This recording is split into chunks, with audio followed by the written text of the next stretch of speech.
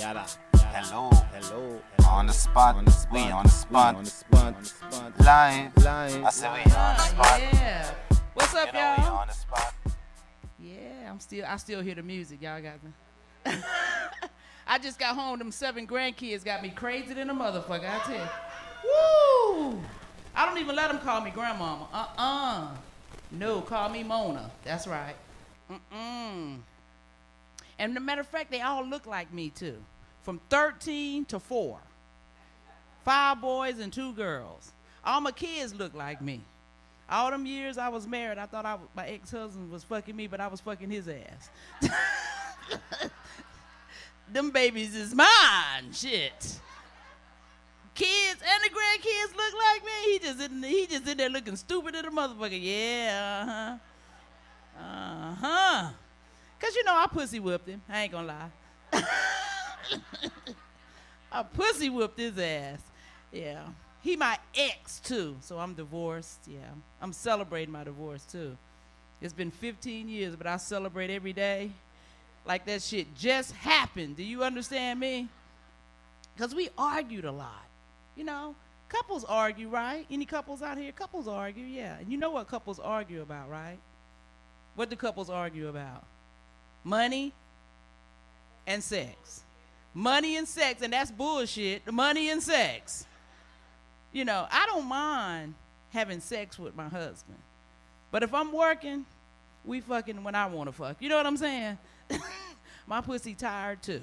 It done work 8 hours. Matter of fact, it go to sleep before I do. Don't you hear it snoring? And I know it was time to get a divorce when the kids start getting in your sex arguments. Now, it's bad. He in there just begging. Can I get some pussy? Can I get some pussy? Can I get some pussy? Can I get some pussy? Can I get some pussy? See, when you dating somebody, the sex just happen, right? It just happened. It's spontaneous. But when you get married, they start asking for it. And that is just the most unsexiest thing ever. Is for somebody to ask you for some pussy. You know what I'm saying?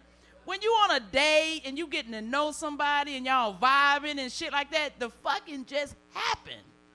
But when you get married, they start asking for it. We gonna get some pussy tonight? I'm gonna get some pussy tonight. Shit, I start giving them 2 Tylenol PMs with dinner.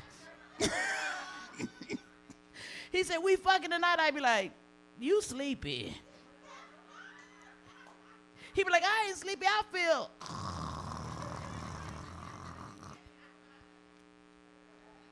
Every night, he in there begging. I'm tired, I don't work. Now, see, men work on a different level from women. Because we go to work, they go to work. But when we come home, we still got to cook. We still got to get the kids ready for bed. We got to check homework. We got to do laundry. We got to clean up. And then we got to wake up the next day and start that shit all over again. They come home from work, drop their shit on the floor, lay on the couch, put their hands in their drawers and rub their balls to dinner. You know what I'm saying? So he started begging every night. My kids was hearing him in there. Can I get some pussy tonight? Can I get some pussy tonight? Finally, my oldest son just busts in the room. Mama, can you just get daddy some pussy, please? He got every light in the house on, Mama. We got tests tomorrow. Can you please just get daddy some pussy? And I got three kids, 2 boys and a girl. So after my oldest son busts in the room, the next night, here come my daughter. Daddy, you ain't a bad-looking man. I know you can find somebody besides Mama to give you some pussy. And then here comes the baby. Now, the baby, that's my favorite. I got 2 boys and 1 girl. Boy, girl, boy. Here come the baby, the last one, with his tongue tied, lisping, talking. Dad, just divorce Mom. Get us a stepmama with some big titties and ass in here. All my friends got stepmamas, Daddy, and they walk around with their panties and bra on. I want to see that shit. I said, my baby boy done threw me under the bus. Yeah, so I left his ass. Yeah, I left him. It's different when a woman leave a man. It's real different. We used to men leaving us. But when you leave they ass, they can't take it. They can't take it. I mean, he went ballistic. First the threats came. And you know when you get ready to leave somebody, that's when you figure out who that person really is. Whether it's your coworker leaving a job, whether your best friend, whether your family, when you decide to end a relationship, they true fucking colors come out. This man turned into Satan right in front of me. Tail popped out his ass, horns went up. He was like, bitch, if you leave me, you will never see these kids again. I was like, do you promise? Study these damn kids. Okay. It was crazy. He said, you will never see him again. I was like, that is cool with me. Shit, I done did my job. They was big enough, out of diapers, in school.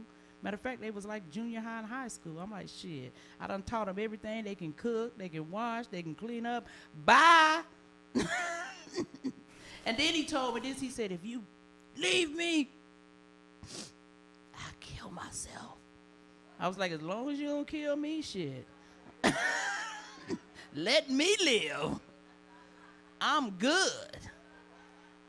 I was good with my divorce, too. I was happy till I got to L.A. and got them child support papers in the mail. I said, this motherfucker done put me on child support? I got big dreams. I thought I was going to come to California, get me an apartment in Beverly Hills, a BMW, and have a deal in a year. Shit, I rode right by them damn hills, right over in the jungles. Beep, beep. You ain't living in Beverly Hills on child support. That's all I'm saying. And that BMW just went out the window. I became totally focused, as in Ford focus. That's what I'm riding in. Beep, beep. But on the right light, in a nice reflection, it looked just like a BMW to me. Okay. So we cool and everything now. He know I'm down here. He follow me on Facebook. He follow me on Instagram. He done seen me at all the comedy clubs. So he think that my career is more than what it really is, you know. So he gonna call me talking about, Ramona, you can make it up to me and the kids for leaving me by just buying me a truck. I was like, a truck? That's it? What you need, a Tonka? I had that shit in the mail tomorrow. Yeah, but we good now, because he thought that I was going to get married before he did, because I got married so young, so he thought all I knew was married life. He was like, oh, you'll be married in a year. Shit. This is my husband right here. So he got married, and I was so happy. Oh, he sent me an invitation to the wedding, thought I wasn't coming. I was on the front row. Because of what he forgot to read the fine print in the divorce decree. Once he got married, the child support was over. I was on the front row with a Church of God in Christ hat on. Had my fan to my, yes, Lord. And you know when the pastor gets to that point in the wedding where he says, if there's anyone here that thinks this couple should not be wed in holy matrimony, speak now or forever hold your peace. A little old lady in the back sneezed. I came out my purse with a gun. Bitch, sneeze again. There's a wedding going on. Shut up. Everybody else was throwing rice. I was throwing rocks. But I'm not bitter, though. I'm not bitter. We friends. We raised the kids. You know, we did, what do they call it, co-parenting? Yeah, we raised the kids good. But that child support was getting to me. So I know how men feel when they pay child support. You be really wondering where the money going. And every now and then, after a couple drinks, I would call back to Georgia, get your daddy on the phone. Nigga, you better not be buying a bitch cheesy biscuits with my child support. I come down there and burn the house down. Mm-hmm. It made me a little, you know, women have divine feminine energy, right, ladies? Yeah. But when you pay that child support, you get a little, you know, edge on your ass, you know. I found myself walking like this sometimes, you know. Grabbing invisible balls and shit, you know. Voice was getting deep every time I wrote out the check. I was like, God damn, this is some bullshit. I ain't gonna never get that BMW. For about 3 or 4 months, I was in the bathroom peeing, standing up, you know, just. Yeah, but we friends now. We friends. We good. I know the wife, you know, she likes me and stuff. I like her. I be asking her, I be like, girl, he still leaving streaks in his drawers. She was to my girl, how you know? I said, girl, I was married to him for 15 years. I used to sort the laundry with gloves on. He always tell me, when you film your special, you better not do that joke. I said, that's the first motherfucking joke I'm gonna tell. You need to stop buying white drawers and get some black ones, motherfucker. But anyway, he pretty cool, you know. Matter of fact, he's a pastor now, yeah. He didn't start preaching till he got the devil out his house, you know. He knew he couldn't pastor with me. I've been all in them tides. Ooh, get me a new purse. Yeah, and first he became a deacon. And I didn't know, but when a man becomes his deacon, the wife automatically is a deaconess. I didn't want that. You know what I'm saying? They got me with the little first sonny with the white on, and, you know, they telling me my dress ain't white enough. Your dress is cream. Your dress is beige. I was like, well, bitch, buy me a dress then. In the name, anyway. So, yeah, I'm living out here in L.A. now, and this was like a big change for me because I'm a Southern girl from the South, deep South. Anybody from the South? South Central, anything. Well, I'm deep, deep South. So this was like, I wasn't used to this type of, you know, because where I'm from, it was just black people and white people. And ladies, we only had two choices, you know. Black man, good dick. White man, good credit, you know. What you want? You want to eat good or you want to fuck good? What do you want? You know, black women, we want to fuck good. If you fuck us good, we ain't even hungry no more. You know what I'm saying? I dare my stomach to growl and disrespect that dick. So, yeah, I moved out here and saw all type of men. You know, L.A. is like everybody. Everybody is in L.A. Black, white, Mexican, Asian, Italian, Taliban. Oh, yeah, I heard that Taliban dick was the bomb. Oh, okay, I know. I know it's 9/11. I shouldn't have said that. But it is the bomb, though. It is the bomb. You can imagine dating a Taliban. I dated one. Came home one day from work crying. And he said, what? Why are you crying? I said, you know, they had my job, you know, giving me a hard time, harassing me. He was like, what? Go and get to my backpack. The ticking one. Yeah, I got unemployment for about 4 months on Allah anyway. I always wondered how the Taliban could get away with so much shit. The men. And as bad as they treat the women. You know what I'm saying? The women can't go outside without a man. They got to cover themselves all the way up. They can't have driving license. It's a whole bunch of stuff. I was like, if I was in the United States federal government, I would just go over there and spread the word to the women. Look, y'all start telling on motherfuckers you can go outside. We'll give you some license. You can take that sheet off your head. You can see him now. They go, he's him. They'll start telling on everybody. So I just wasn't used to a lot of stuff in L.A., the different variety of men. And I found out that the sexiest man is L.A. No disrespect, brothers, but it's the Mexican man. Yeah, they doing the sexiest shit. Working 7 days a week. I'm about to be Ramona Rodriguez, if y'all. Because, you know, our cultures are kind of alike. You know, we got big families. They love the party. They have just eccentric style. You know, you see a Latino family dressed up. Daddy got on his starched Levi's, cowboy boots, big old buckle hat. Mama got on a long dress. All the kids got on bobby socks. Everybody hair all slicked down, roses in their hair. You be like, where y'all going? They be like, McDonald's. I be okay. Y'all get dressed up like we do for anything. Latino women have y'all confused, sweatsuit pants on, high heel shoes on. You be like, this bitch don't know if she want to go to the gym or go dancing.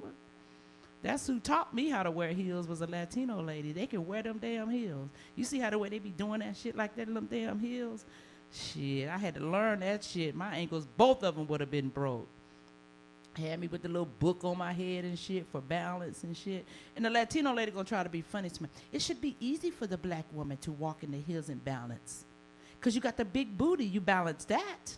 I was like, you right, our asses do be heavy. You black lady, your ass ever feel heavy sometime? Maybe I just got a shit. I don't know. Sometimes my ass just feel heavy.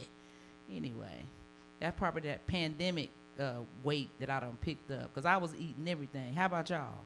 I was eating. You stuck in the house, what you got to do? Eat and watch TV. And I can cook too. Man, I was cooking cornbread every damn day. I was eating cornbread, grits, and eggs. It was it was ridiculous up in there. I'm just so glad that they finally opened everything up, and we can go visit and travel and do a little something. And I found out too how to get on first class too. I was on a plane going home, hadn't ate all day. They hit that altitude and I fainted. Woke up in first class. I didn't know that. You have a medical emergency, they put you in first class. Child, I've been fainting on every flight. I just get on the plane and drop. Till I did that shit on Spirit.